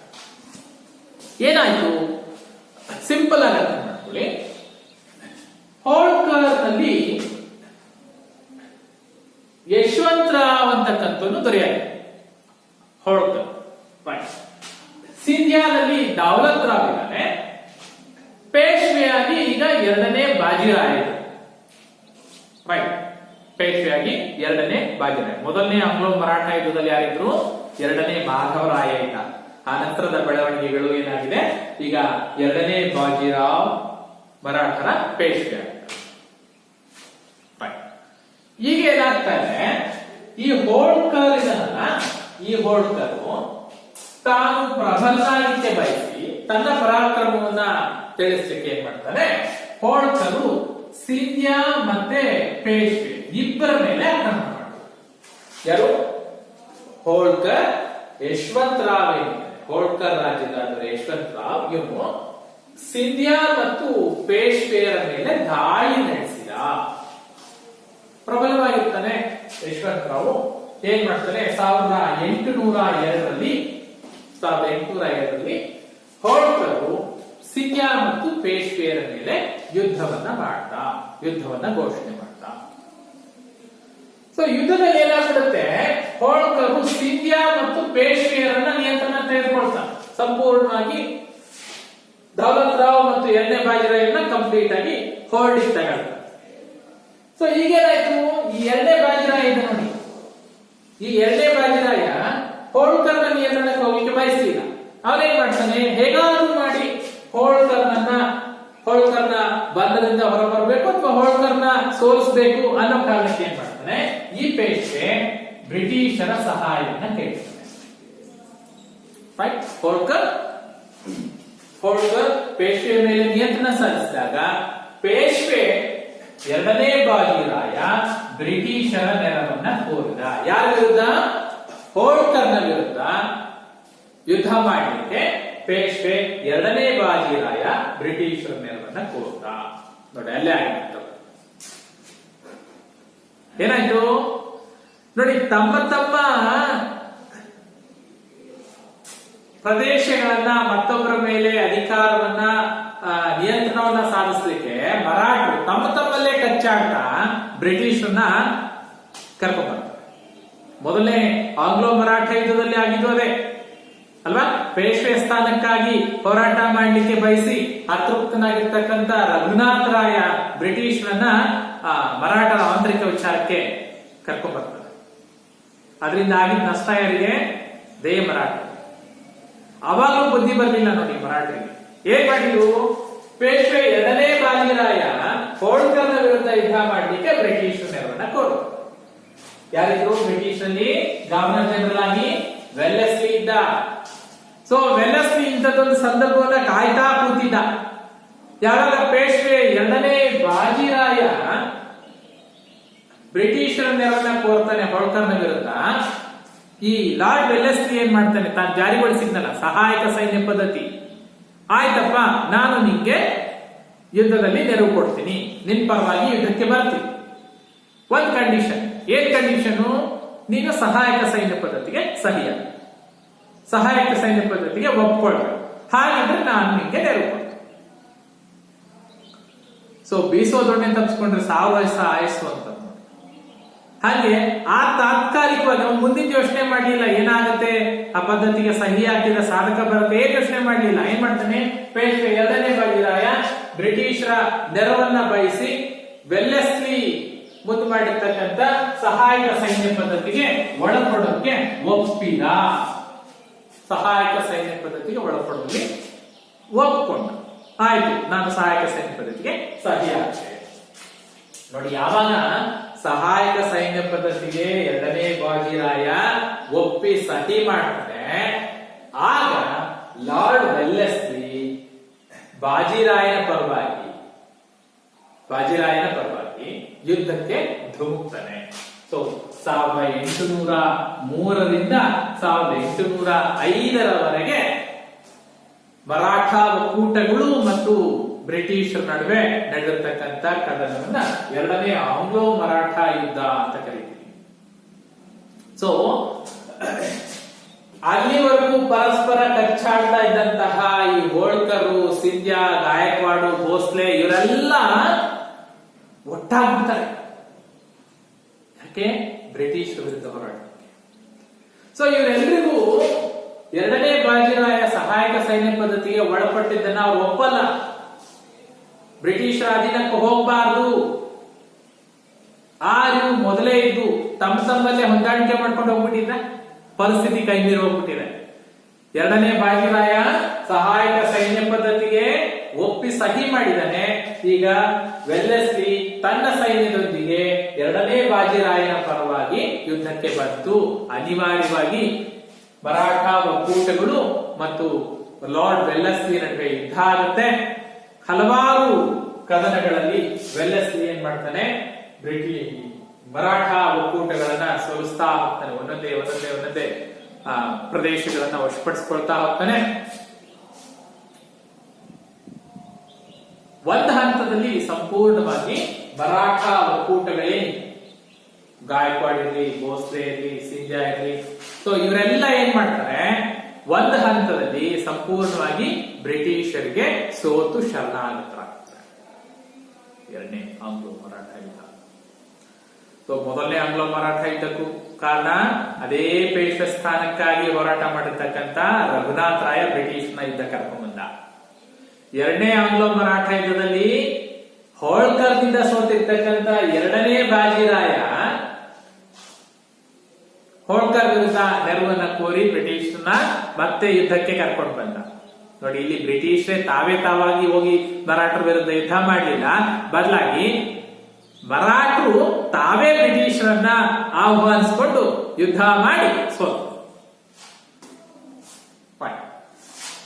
ಯುದ್ಧದಲ್ಲಿ ಏನು ಲಾರ್ಡ್ ವೆಲ್ಲೆಸ್ಲಿ ವಿಜಯ ಸಾಧಿಸ್ತಾನೆ, ಮರಾಠ ಸಂಸ್ಥಾನಗಳನ್ನ ತನ್ನ ನಿಯಂತ್ರಣಕ್ಕೆ ತೆಗೆದುಕೊಳ್ತಾನೆ, ಸಾಮ್ರಾಜ್ಯ ವಿಸ್ತರಣೆ ಆಗುತ್ತೆ, ಯಶಸ್ವಿ ಆಗ್ತಾನೆ.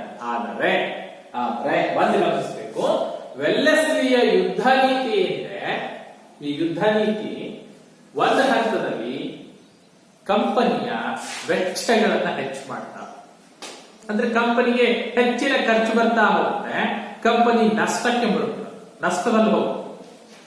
ಯಾವಾಗ ವೆಲ್ಲೆಸ್ಲಿಯ ಯುದ್ಧ ನೀತಿಯಿಂದಾಗಿ ಹೆಚ್ಚಿನ ಖರ್ಚು ವೆಚ್ಚಗಳು ಬರ್ಲಿಕ್ಕೆ ಶುರುವಾಗುತ್ತೆ, ಆಗ ಕಂಪನಿ ವೆಲ್ಲೆಸ್ಲಿ ಅವನ ಯುದ್ಧ ನೀತಿಯನ್ನ ವಿರೋಧಿಸ್ತಾ ಹೋಗುತ್ತೆ, ಹೆಚ್ಚಿನ ವೆಚ್ಚ ಆಗುತ್ತೆ. ಇಲ್ಲಿ ವೆಲ್ಲೆಸ್ಲಿ ಹೆಚ್ಚಿನ ವೆಚ್ಚ ಆಗಿರ್ಬೋದು, ಯುದ್ಧದಿಂದ ಹೆಚ್ಚಿನ ವೆಚ್ಚ ಆಗಿರ್ಬೋದು, ಆದರೆ ವೆಲ್ಲೆಸ್ಲಿ ಬ್ರಿಟಿಷ್ ಸಾಮ್ರಾಜ್ಯವನ್ನ ವಿಸ್ತರಿಸುವಲ್ಲಿ ಯಶಸ್ವಿಯಾಗಿದ್ದಾರೆ. ಆದ್ರೂ ಕೂಡ ಕಂಪನಿಯ ನಷ್ಟದ ಧೋರಣೆಯನ್ನ ಸಹಿಸದ ಲಾರ್ಡ್ ವೆಲ್ಲೆಸ್ಲಿ ಭಾರತದಲ್ಲಿ ಈಸ್ಟ್ ಇಂಡಿಯಾ ಕಂಪನಿಯ ಗವರ್ನರ್ ಜನರಲ್ ಹುದ್ದೆಗೆ ರಾಜೀನಾಮೆಯನ್ನ ಕೊಟ್ಬಿಟ್ಟು ತನ್ನ ತಾಯ್ನಾಡಾದ ಇಂಗ್ಲೆಂಡ್ಗೆ ವಾಪಸ್ ಹೋಗ್ತಾನೆ. ಸೊ ಒಟ್ಟಾರೆಯಾಗಿ ಎರಡನೇ ಆಂಗ್ಲೋ ಮರಾಠ ಯುದ್ಧ ನಡೀಲಿಕ್ಕೆ ಕಾರಣ ಹೋಳ್ಕರ್ ಮತ್ತು ಎರಡನೇ ಬಾಜಿರಾಯ. ಹೋಳ್ಕರ್ ಯುದ್ಧವನ್ನ ಆರಂಭಿಸ್ತಾನೆ, ಬಾಜಿರಾಯ ಬ್ರಿಟಿಷ್ನ ಕರ್ಕೊಂಡ್ಬಂದು ಯುದ್ಧವನ್ನ ಮುಗಿಸ್ತಾನೆ. ಇದಿಷ್ಟು ಎರಡನೇ ಆಂಗ್ಲೋ ಮರಾಠ. ಮುಂದಿನ ಯೋಜನೆ ಡಾಲ್ ಹೌಸಿ. ನೆನಪಿದೆ ನಮಗೆ ಎರಡು ಹೆಸರುಗಳು ಆಗ್ಲೇ ಹೇಳಿದ್ವಿ, ಒಂದು ಲಾರ್ಡ್ ವೆಲ್ಲೆಸ್ಲಿ ಮತ್ತೊಬ್ಬ ಡಾಲ್ ಹೌಸಿ. ಲಾರ್ಡ್ ವೆಲ್ಲೆಸ್ಲಿ ಸಹಾಯಕ ಸೈನ್ಯ ಪದ್ಧತಿಯನ್ನ ಜಾರಿಗೊಳಿಸಿ ಸಾಮ್ರಾಜ್ಯವನ್ನ ವಿಸ್ತರಣೆ ಮಾಡಲಿಕ್ಕೆ ಪ್ರಯತ್ನ ಮಾಡಿದ್ದಾರೆ, ಸಾಮ್ರಾಜ್ಯ ವಿಸ್ತರಣಾ ನೀತಿಯನ್ನ ಅನುಸರಿಸಿದ್ರೆ. ಡಾಲ್ ಹೌಸಿ ದತ್ತು ಮಕ್ಕಳಿಗೆ ಹಕ್ಕಿಲ್ಲ ನೀತಿಯನ್ನ ಜಾರಿಗೊಳಿಸಿದ್ದಾರೆ. ಒಂದಂತ ಪ್ರಶ್ನೆ ಮುಖ್ಯವಾಗಿ ಬರುತ್ತೆ, ದತ್ತು ಮಕ್ಕಳಿಗೆ ಹಕ್ಕಿಲ್ಲ ನೀತಿಯನ್ನ ಯಾರು ಎಷ್ಟರಲ್ಲಿ ಜಾರಿಗೊಳಿಸಿದ್ರು ಅಂತ ಡಾಲ್ ಹೌಸಿ ಜಾರಿಗೊಳಿಸ್ತಾನೆ 1848ರಲ್ಲಿ. 1848ರಲ್ಲಿ ಡಾಲ್ ಹೌಸಿ ಭಾರತಕ್ಕೆ ಗವರ್ನರ್ ಜನರಲ್ ಆಗಿ ಬರ್ತಾನೆ. ಈ ಹಿಂದೆ ಬಂದಿದ್ದಂತಹ ಲಾರ್ಡ್ ವೆಲ್ಲೆಸ್ಲಿ ಸಾಮ್ರಾಜ್ಯ ವಿಸ್ತರಣಾ ನೀತಿಯನ್ನ ಜಾರಿಗೊಳಿಸಿದ್ರೆ ಏನ್ ಮಾಡ್ತಾನೆ, ದೇಶೀಯ ಸಂಸ್ಥಾನಗಳನ್ನ ವಿಲೀನೀಕರಣ ಮಾಡ್ತಕ್ಕಂಥ, ಬ್ರಿಟಿಷ್ ಒಕ್ಕೂಟದಲ್ಲಿ ಬ್ರಿಟಿಷ್ ಸಾಮ್ರಾಜ್ಯದಲ್ಲಿ ವಿಲೀನೀಕರಣ ಮಾಡ್ತಕ್ಕಂಥ ಪ್ರಯತ್ನವನ್ನ ತನ್ನ ದತ್ತು ಮಕ್ಕಳಿಗೆ ಹಕ್ಕಿಲ್ಲ ನೀತಿಯಿಂದ ಮಾಡಲಿಕ್ಕೆ ಪ್ರಾರಂಭ ಮಾಡ್ತಾರೆ. ನೋಡಿ, ಏನ್ ದತ್ತು ಮಕ್ಕಳಿಗೆ ಹಕ್ಕಿಲ್ಲ, ಹೆಸರಲ್ಲೇ ಇದೆ ದತ್ತು ಪುತ್ರರು, ದತ್ತು ಮಕ್ಕಳು. ಯಾವಾಗ ದತ್ತು ಮಕ್ಕಳು ಬರ್ತಾರೆ, ಸ್ವಂತ ಮಕ್ಕಳು ಇಲ್ಲದೆ ಇದ್ದಾಗ ದೇಶೀಯ ದೊರೆಗಳು ಮಕ್ಕಳಿಲ್ಲದ ಸಂದರ್ಭದಲ್ಲಿ ದತ್ತು ಮಕ್ಕಳನ್ನ ತೆಗೆದುಕೊಂಡು ಅವರನ್ನೇ ರಾಜಕುಮಾರನಾಗಿ ಸಾಕಿ ತನ್ನ ನಂತರದಲ್ಲಿ ಅವರಿಗೆ ಪಟ್ಟವನ್ನು ಕಟ್ತಾರೆ. ಸೊ ಬ್ರಿಟಿಷರು ಸಾಮ್ರಾಜ್ಯವನ್ನು ವಿಸ್ತರಣೆ ಮಾಡಲಿಕ್ಕೆ ಹೊಸ ಹೊಸ ಉಪಾಯಗಳನ್ನ ಹುಡುಕ್ತಾ ಹೋಗ್ತಾರೆ. ಆ ನಿಟ್ಟಿನಲ್ಲಿ ಬಂದಿರತಕ್ಕಂಥದ್ದು ದತ್ತು ಮಕ್ಕಳಿಗೆ ಹಕ್ಕಿಲ್ಲ ಅಂತಕ್ಕಂಥ 1848 ಜಾರಿ. ಏನಪ್ಪ ದತ್ತು ಮಕ್ಕಳಿಗೆ ಹಕ್ಕಿಲ್ಲ ನೀತಿ? ಸೊ ಈ ನೀತಿಯ ಪ್ರಕಾರ ದೇಶೀಯ ದೊರೆಗಳಿಗೆ ಮಕ್ಕಳಿಲ್ಲದ ಸಂದರ್ಭದಲ್ಲಿ ಅವರ ಸಾಮ್ರಾಜ್ಯವನ್ನ ದತ್ತು ಮಕ್ಕಳಿಗೆ ವಹಿಸುವಂತಿಲ್ಲ. ನೋಡಿ, ಉತ್ತರಾಧಿಕಾರದ ಹಕ್ಕಿಲ್ಲ, ರಾಜ್ಯದ ಉತ್ತರಾಧಿಕಾರದ ಹಕ್ಕು ದತ್ತು ಮಕ್ಕಳಿಗೆ ಇಲ್ಲ. ದೇಶೀಯ ದೊರೆಗಳಿಗೆ ಸ್ವಂತ ಮಕ್ಕಳಿದ್ದರೆ ಅವರಿಗೆ ಅವರ ಉತ್ತರಾಧಿಕಾರವನ್ನು ಕೊಡಬಹುದು, ಅವರ ನಂತರ ಅವರ ಮಕ್ಕಳು ಅಧಿಕಾರಕ್ಕೆ ಬರಬಹುದು. ಒಂದು ವೇಳೆ ದೇಶೀಯ ದೊರೆಗಳಿಗೆ ಮಕ್ಕಳಿಲ್ಲದ ಸಂದರ್ಭದಲ್ಲಿ ಅವರು ತಮ್ಮ ರಾಜ್ಯವನ್ನ ತಮ್ಮ ದತ್ತು ಪುತ್ರರಿಗೆ ಪಟ್ಟ ಕಟ್ಟುವಂತಿಲ್ಲ. ಬದಲಾಗಿ ಯಾವ ದೇಶೀಯ ದೊರೆಗಳಿಗೆ ಮಕ್ಕಳಿಲ್ಲವೋ ಅವರ ಸಾಮ್ರಾಜ್ಯ ಆ ದೊರೆಯ ಮರಣಾನಂತರದಲ್ಲಿ ಬ್ರಿಟಿಷ್ ಸಾಮ್ರಾಜ್ಯದಲ್ಲಿ ಲೀನಗೊಳ್ಳಬೇಕು. ಸೊ ಅವರು ಸರ್ವೆ ಮಾಡ್ತಾರೆ, ಯಾವ ದೇಶೀಯ ದೊರೆಗಳಿಗೆ ಮಕ್ಕಳಿಲ್ಲ, ಯಾವ ದೇಶೀಯ ದೊರೆಗಳು ದತ್ತು ಪುತ್ರರನ್ನ ತೆಗೆದುಕೊಂಡಿದ್ದಾರೆ ಲಿಸ್ಟ್ ಮಾಡ್ತಾರೆ. ಸೊ ಈ ಎಲ್ಲ ನೋಡಿ, ಸತಾರಾ ಇದೆ, ಜೈಪುರ ಇದೆ, ಸಂಬಲ್ಪುರ, ಉದಯಪುರ, ಝಾನ್ಸಿ, ನಾಗ್ಪುರ, ಈ ಎಲ್ಲ ರಾಜ್ಯಗಳಲ್ಲಿ ಮಕ್ಕಳಿಲ್ಲದಿರುವುದನ್ನ ಅರಿತಿರ್ತಕ್ಕಂಥ British governor general Lord Dalhousie ಈ ಯೋಜನೆಯನ್ನ ಜಾರಿಗೊಳಿಸೋದ್ರ ಮೂಲಕ ಈ ಎಲ್ಲ ಸಾಮ್ರಾಜ್ಯಗಳನ್ನ ಆ ದೊರೆಗಳ ಮರಣಾನಂತರದಲ್ಲಿ ತನ್ನ ಸಾಮ್ರಾಜ್ಯದಲ್ಲಿ ಲೀನಗೊಳಿಸಿಕೊಳ್ತಾ ಹೋಗ್ತಾನೆ. ಸೊ ನೋಡಿ ಎಷ್ಟು ಬುದ್ಧಿವಂತಿಕೆ ಮಾಡ್ತಾರೆ ಅಂದ್ರೆ, ಯುದ್ಧ ಇಲ್ಲ, ಏನಿಲ್ಲ, ಯುದ್ಧ ಇಲ್ಲ, ಆಕ್ರಮಣ ಇಲ್ಲ, ಯಾವುದೇ ಖರ್ಚು ವೆಚ್ಚ ಇಲ್ಲ, ಮಕ್ಕಳಿಲ್ಲ ಅನ್ನೋ ಕಾರಣನೇ ಮುಂದೆ ಮಾಡಿಕೊಂಡು ಆ ಸಾಮ್ರಾಜ್ಯವನ್ನ ಬ್ರಿಟಿಷ್ ಸಾಮ್ರಾಜ್ಯದಲ್ಲಿ ಲೀನ ಮಾಡ್ಕೊಳ್ತಕ್ಕಂತ ಒಂದು ಉಪಾಯವನ್ನ ಬ್ರಿಟಿಷರು ಜಾರಿಗೊಳಿಸ್ತಾರೆ. ಅದರ ಪರಿಣಾಮ ಬಹಳಷ್ಟು ರಾಜ್ಯಗಳು ಉತ್ತರಾಧಿಕಾರ ಹಕ್ಕನ್ನು ಬಿಟ್ಕೊಟ್ಬಿಟ್ಟು ಬ್ರಿಟಿಷ್ ಸಾಮ್ರಾಜ್ಯದಲ್ಲಿ ಲೀನ. ಆದ್ರೆ ಅದೇ ಸಮಯದಲ್ಲಿ ಈ ಸಾಮ್ರಾಜ್ಯವನ್ನ ಕಳ್ಕೊಂಡಿರ್ತಕ್ಕಂತ ದೊರೆಗಳು, ಅವರ ಪರಿವಾರದವರು, ಜೊತೆಗೆ ಅವರ ಪ್ರೀತಿಯನ್ನ ಗಳಿಸಿರ್ತಕ್ಕಂಥ ಜನಸಾಮಾನ್ಯರು, ಭಾರತೀಯ ಜನರು ಕೂಡ ಭಾರತೀಯ ದೊರೆಗಳ ಬಗೆಗೆ ಒಲವನ್ನ ಹೊಂದಿ ಬ್ರಿಟಿಷರ ಈ ದತ್ತು ಮಕ್ಕಳಿಗೆ ಹಕ್ಕಿಲ್ಲ ನೀತಿಯ ವಿರುದ್ಧ ಪ್ರತಿಭಟನೆ ಮಾಡ್ತಾ ಹೋಗ್ತಾರೆ. ದೇಶೀಯ ದೊರೆಗಳಿಗೆ ಮಕ್ಕಳಿಲ್ಲ ಕಾರಣವನ್ನೇ ಮುಂದೆ ಮಾಡಿಕೊಂಡು ಆ ಸಾಮ್ರಾಜ್ಯವನ್ನ ತಮ್ಮ ಅವಶ್ಯಕತೆ ತೆಗೆದುಕೊಂಡು ಅಲ್ಲಿನ ಪ್ರಜೆಗಳನ್ನ ಒಂದು ರೀತಿ ಗುಲಾಮರ ಹಾಗೆ ನಡೆಸ್ಕೊಳ್ತಾರೆ. ಅವರಿಗೆ ಯಾವುದೇ ರೀತಿಯ ಹಿಂದಿನ ದೊರೆಗಳು ನೀಡಿದಷ್ಟು ಸ್ವತಂತ್ರ, ಅಷ್ಟು ಕ್ಷೇಮಕರ ಯೋಜನೆಗಳನ್ನ ಜಾರಿಗೊಳಿಸುತ್ತಿಲ್ಲ. ಸೊ ಈ ಆಕ್ರೋಶ ಬ್ರಿಟಿಷರ ಎಲ್ಲ ನೀತಿಗಳು, ಯಾವುದು ಸಹಾಯಕ ಸೈನ್ಯ ಪದ್ಧತಿ ಇರಲಿ, ದತ್ತು ಮಕ್ಕಳಿಗೆ ಹಕ್ಕಿಲ್ಲ, ಅದರಲ್ಲೂ ಈ ನೀತಿ ನಾವು ಮುಂದೆ ಈ ಎಲ್ಲ ನೋಡಿ 1848 ಅಂದ್ರೆ ಮುಂದೆ ಒಂದು ಮಹಾ ಸಮರ ನಡೆಯುತ್ತೆ. ನಿಮ್ಗೆ ಗೊತ್ತಿದೆ, ಸಿಪಾಯಿ ದಂಗೆ ಅಂತ ಬ್ರಿಟಿಷರು ಕರೀತಾರೆ, ಭಾರತೀಯರು ಅದನ್ನ ಭಾರತದ ಪ್ರಥಮ ಸ್ವತಂತ್ರ ಸಂಗ್ರಾಮ ಅಂತ ಕರೀತಾರೆ ಅಲ್ವಾ. ಈ ಸ್ವತಂತ್ರ ಸಂಗ್ರಾಮ ನಡೀಲಿಕ್ಕೆ ಇದು ಪೂರ್ಣ ಒಂದು ರಾಜಕೀಯ ಕಾರಣ.